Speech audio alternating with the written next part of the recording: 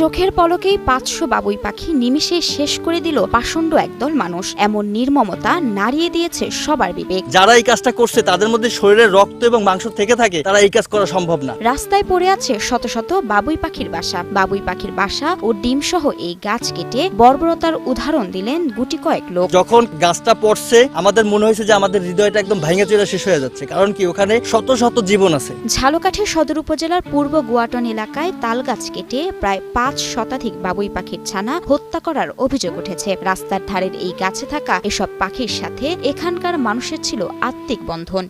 আমি কান্না করে দিয়েছি কালকে। আমি যখন ভিডিওটা দেখছি, দেখার পরে আমার ওই যে লাশগুলো, পাখির বাচ্চা ডিম দেখে আমার কান্না চলে আসছে। আমি সারা রাত ঘুমাইতে পারি না। গুয়াটন গ্রামের মোবারক আলী ফকিরের মালিকানাধীন জমির পাশের সরকারি সড়কের তাল গাছটিতে দীর্ঘদিন ধরে বাবুই পাখি নিরাপদ আবাসস্থল হিসেবে পরিচিত ছিল। সামাজিক যোগাযোগের কল্যাণে এখানকার বাবুই পাখির সৌন্দর্য কেড়েছিল দেশবাসীর মন। এই গাল গাছটায় প্রচুর পরিমাণে বাবুই পাখির বাসা ছিল এবং বাবুই পাখি সারাদিন কিচিরমিচির করে। স্থানীয়দের অভিযোগ, গাছটি মোবারক আলী ফকির মিজানুর রহমান নামের এক ব্যক্তির কাছে বিক্রি করেন। তারাই শুরু করেন এই গাছ কাটা। তাল গাছটা আমরা আসতে যাচ্ছে সবাই দেখি এবং এটা বিভিন্ন ভাবে ভিডিওতে, ফেসবুকে, ইউটিউবে বিভিন্ন জায়গায় এটার ব্লগিংও আছে যে এটা পাখির বাচ্চা আছে, বাচ্চা সহ এরকম, এবং আমাদের দেখতেও খুব ভালো লাগে।